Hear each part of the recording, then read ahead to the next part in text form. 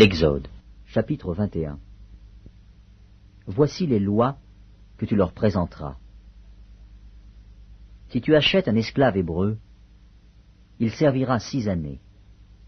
Mais la 7e, il sortira libre, sans rien payer. S'il est entré seul, il sortira seul. S'il avait une femme, sa femme sortira avec lui. Si c'est son maître qui lui a donné une femme, et qu'il en ait eu des fils ou des filles, la femme et ses enfants seront à son maître, et il sortira seul.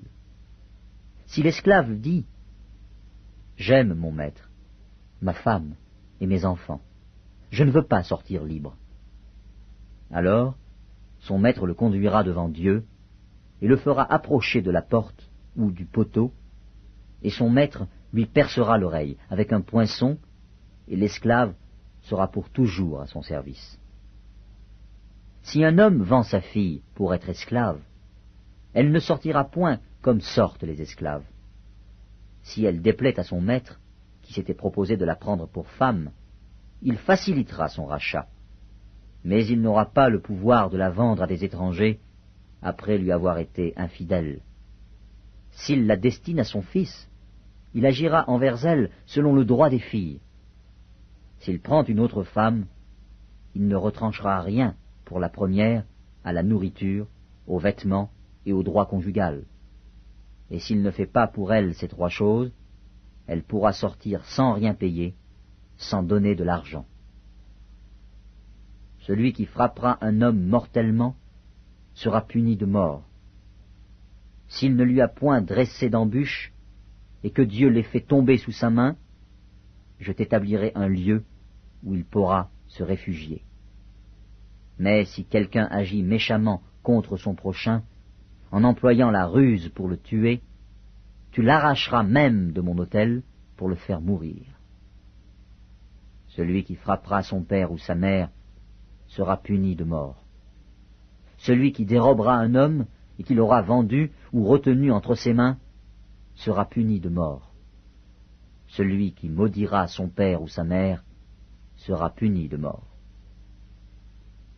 Si des hommes se querellent, et que l'un d'eux frappe l'autre avec une pierre ou avec le poing, sans causer sa mort, mais en l'obligeant à garder le lit, celui qui aura frappé ne sera point puni, dans le cas où l'autre viendrait à se lever et à se promener dehors avec son bâton. Seulement, il le dédommagera de son interruption de travail, et il le fera soigner jusqu'à sa guérison. Si un homme frappe du bâton son esclave, homme ou femme, et que l'esclave meurt sous sa main, le maître sera puni. Mais s'il survit un jour ou 2, le maître ne sera point puni, car c'est son argent. Si des hommes se querellent, et qu'ils heurtent une femme enceinte, et la fassent accoucher, sans autre accident, ils seront punis d'une amende imposée par le mari de la femme et qu'ils paieront devant des juges. Mais s'il y a un accident, tu donneras vie pour vie, œil pour œil, dent pour dent, main pour main, pied pour pied, brûlure pour brûlure, blessure pour blessure, meurtrissure pour meurtrissure.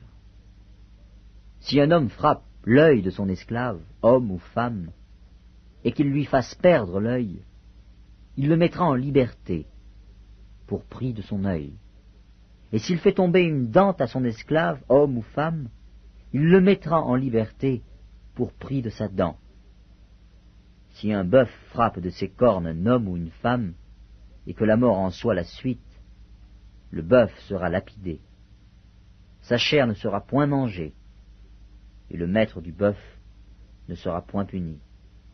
Mais si le bœuf était auparavant sujet à frapper, et qu'on en ait averti le maître, qui ne l'a point surveillé, le bœuf sera lapidé, dans le cas où il tuerait un homme ou une femme, et son maître sera puni de mort. Si on impose au maître un prix pour le rachat de sa vie, il paiera tout ce qui lui sera imposé. Lorsque le bœuf frappera un fils ou une fille, cette loi recevra son application. Mais si le bœuf frappe un esclave, homme ou femme, on donnera 30 cycles d'argent au maître de l'esclave, et le bœuf sera lapidé. Si un homme met à découvert une citerne, ou si un homme en creuse une et ne la couvre pas, et qu'il y tombe un bœuf ou un âne, le possesseur de la citerne paiera au maître la valeur de l'animal, en argent, et aura pour lui l'animal mort. Si le bœuf d'un homme frappe de ses cornes le bœuf d'un autre homme, et que la mort en soit la suite, ils vendront le bœuf vivant et en partageront le prix, ils partageront aussi le bœuf mort. Mais, s'il est connu que le bœuf était auparavant sujet à frapper, et que son maître ne l'ait point surveillé, ce maître rendra bœuf pour bœuf, et aura pour lui le bœuf mort.